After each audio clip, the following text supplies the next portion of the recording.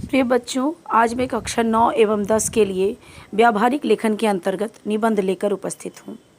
निबंध की अगर हम परिभाषा जानना चाहें तो निबंध वास्तव में एक ऐसी रचना है जिसमें किसी विषय विशेष की जानकारी सुसंबद्ध रूप से होती है। तो इसकी परिभाषा देखते हैं।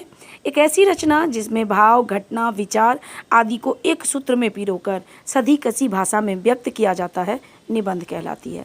निबंध के अंतर्गत हमें जो बातें जाननी है वो है निबंध के भेद, निबंध के अंग और निबंध के मुख्य बिंदु। तो सबसे पहले देखते हैं निबंध के भेद। निबंध वास्तव में 3 प्रकार के होते हैं। पहला है विवरणात्मक, जिसमें किसी व्यक्ति विशेष के जीवन की घटनाओं का वर्णन होता है। जैसे आप एपीजे अब्दुल कलाम पे लिखें, महात्मा गांधी पे लिखें, डॉक्टर विनोबा भावे के ऊपर लिखें, तो ये एक विवरणात्मक निबंध होगा।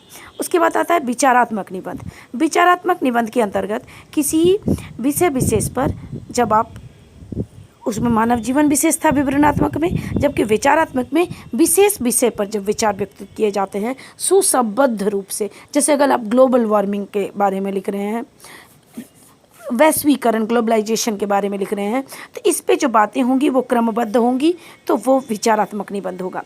निबंध की तीसरी श्रेणी है भावनात्मक निबंध। इन निबंधों में भाव लक्ष्य की प्रमुखता होती है। इनमें जीवन, जगत, उद्देश्य, परिस्थिति, देश, काल, घटना आदि की जो है के प्रति लेखक अपनी कल्पना को व्यक्त करता है। ये ललित निबंध भी कहलाते हैं। जैसे आपने पूर्व की कक्षाओं में पढ़ा होगा, हिमालय की बेटियाँ, ल्हासा की ओर, फिर ल्हासा की ओर यद्यपि एक यात्रा वृत्तांत है, हिमालय की बेटियाँ हैं, फिर आप पढ़ते हैं बस की यात्रा। तो ये सभी जो हैं ये भावात्मक निबंध हैं, इन्हें भावनात्मक निबंध कहते हैं। अब हम आते हैं निबंध के अंग पर।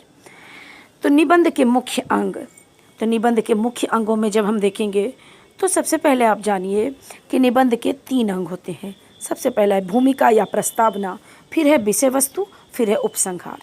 भूमिका या प्रस्तावना, निबंध का जो विषय है उस निबंध की भूमिका एकदम रोचक तथा विषय वस्तु को स्पष्ट करने वाली होनी चाहिए। भूमिका को प्रस्तावना भी कहते हैं, जिससे कि प्रस्तावना के साथ ही पाठक को समझ में आ जाए कि लेखक किस विषय पर लिखने वाला है और उसके प्रति उसकी जिज्ञासा, उसकी उत्कंठा जो है वो बढ़ जाए। फिर आता है विषय वस्तु। इसमें विषय को जो टॉपिक है, अगर आप ग्लोबलाइजेशन पे लिख रहे हैं तो उस विषय वस्तु को क्रमबद्ध पैराग्राफ में, अनुच्छेद में आपको लिखना है।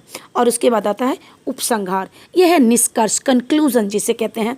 तो निष्कर्ष के अंतर्गत आपको निबंध का जो है इसमें निष्कर्ष होता है, और ये इतना प्रभावी होना चाहिए कि जब पाठक जो है अगर उसने प्रस्तावना पढ़ लिया और निष्कर्ष पढ़ लिया तो वो बहुत अच्छी तरह समझ जाता है कि लेखक ने इस निबंध में किस विषय पर और कितनी बातें लिखी हैं। लेकिन उपसंहार कभी भी 100 शब्दों से अधिक का नहीं होना चाहिए।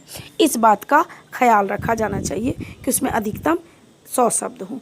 अब निबंध लेखन के समय जो है ध्यान रखने योग्य जो बातें हैं उसके अंतर्गत आप देखिए कि जब आप निबंध लिख रहे हैं तो अगर किसी वैज्ञानिक विषय पे लिख रहे हैं तो उसमें विज्ञान के शब्दों का चयन होना चाहिए। अगर किसी कला विषय से संबंधित बातें लिख रहे हैं तो उस कला विषय से संबंधित शब्दों को लिखना चाहिए।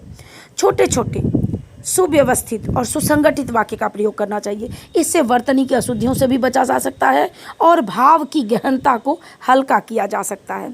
फिर आता है कि एक विचार को एक ही अनुच्छेद में, अगर आप ग्लोबलाइजेशन की परिभाषा या ग्लोबलाइजेशन के कारण लिख रहे हैं तो वो एक पैराग्राफ में ख़त्म हो जाना चाहिए।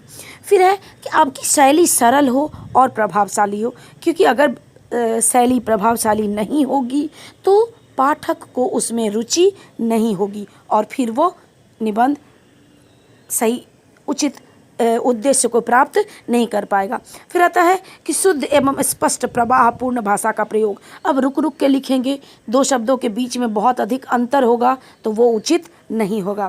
फिर है कि मुहावरे, लोकोक्तियों, उद्धरणों आदि का भी उचित प्रयोग आपको करना है, लेकिन उद्धरणों का प्रयोग अनुच्छेद के अंत में कभी नहीं होना चाहिए। जो भी निबंध आप लिख रहे हैं उसके आरंभ में तो आप उद्धरण लिख सकते हैं अनुच्छेद, लेकिन अंत में उद्धरण कहते हैं किसी कथन को। उद्धरण कभी भी काव्य पंक्ति नहीं, काव्य पंक्ति भी हो सकती है, किसी व्यक्ति विशेष का कथन भी हो सकता है, किसी साहित्यकार, रचनाकार, वैज्ञानिक विशेष का कथन भी हो सकता है, कोई सामाजिक बात भी हो सकती है।